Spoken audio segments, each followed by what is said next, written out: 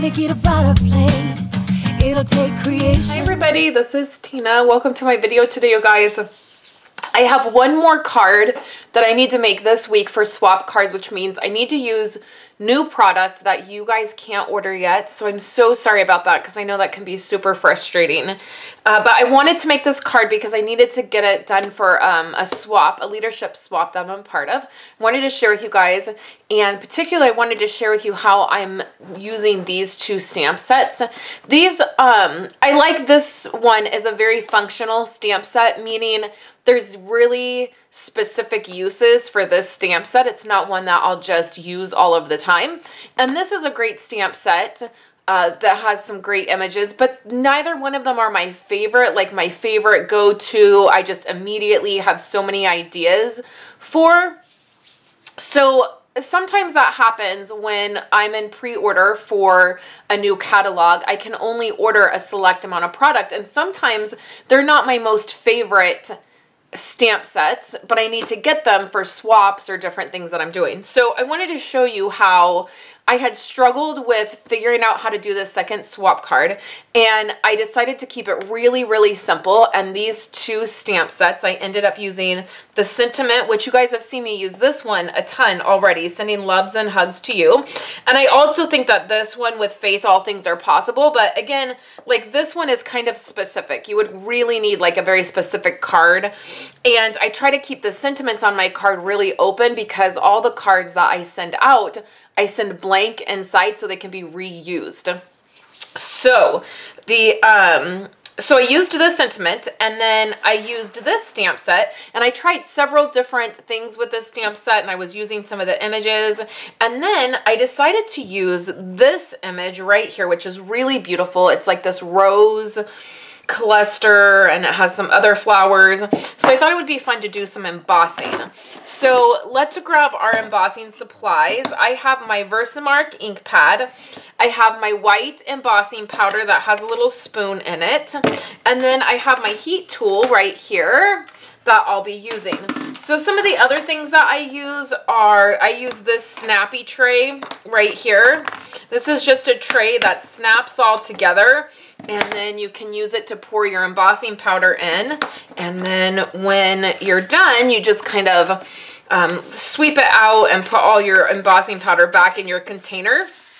I have an entire video where I talk about tips and tricks to embossing powders, and I'll link that in a card right up here. And I just keep all of my supplies together in this snappy tray in a drawer, which is really nice. So let's get started. Let me show you what I have. First, I have a really pretty pink cardstock for my card base. This card ended up reminding me of like, it would be really pretty as like an invitation or like a baby shower invitation. You could do it in either blue or pink and then use a different sentiment or a different like invitation type stamp, and that would be great. So I started out with a pink card base. We'll set that aside. And then I'm going to use some crumb cake cardstock, and this is like, you know, it would be like craft cardstock. If you had craft cardstock, it might look a little bit better. So what we're going to do is use our Versamark. I've re-inked mine quite a few times because I've done so many cards in this setting. I did 21 of these. So I'm just inking up my stamp really, really good. So with wood mount, well, with any stamp, you want to be careful not to rock your stamp. So when you put it down, you're not going to rock it, because if you do, you're going to get the edges here. And because I've pressed down, you can see how shiny that is. I've really pressed down, so there's a lot of ink all over this and all over the sides. So what I want to do is go ahead and come down here in this corner and then lift it up. I did about 3 of these at a time. So I would ink up and stamp 3 of them at a time and then put embossing powder on them, all 3 of them, and then I would heat set each one individually. So it went pretty fast. I'm just really inking this up. My ink pad again is getting somewhat dry because I've done so many of these. So then I'm going to come back over here in the corner. The Versamark stays wet on your cardstock, you know, for a little bit, for a few moments. Okay, so now we'll come over here to the embossing powder. Since I'm just doing this one, I'm not going to use my snappy tray. I'll just do it right here in this container. All the information for how I store my embossing powders, where I get these little spoons, where I get the containers, is all on that tips, tricks, and storage ideas for embossing. So if you're interested in any of that, please check that video out because I give you all the information in there.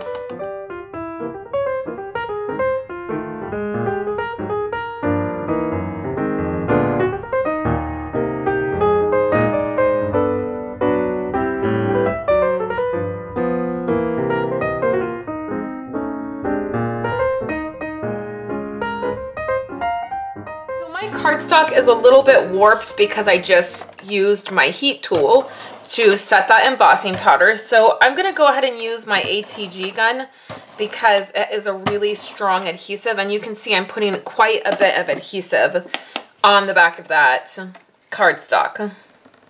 So this will just go into the middle of the card. So the pink layer is the card base.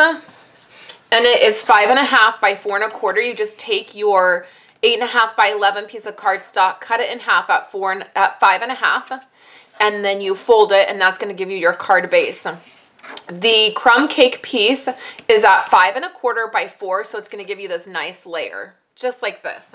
Now you can put this card together like this or like this, and I'm going to show you another way I did the card in just a minute. So I took some, what is this? Melon Mambo. And I used my stitched circles. Big surprise, right? That I used that. And I'm going to layer these together. And here's that sending loves and hugs to you. So let's put some foam adhesive on the small pink circle. And then some regular adhesive on the Melon Mambo circle. And then we'll bring our card back over. The one I made looked like this. So I made it in this direction, and I used the stitched framelits in the square and did the same sentiment. I love how these turned out. You could do any color combination. You could do this on black. So you could do your white flowers on black and then do another color for your base. You could do pink.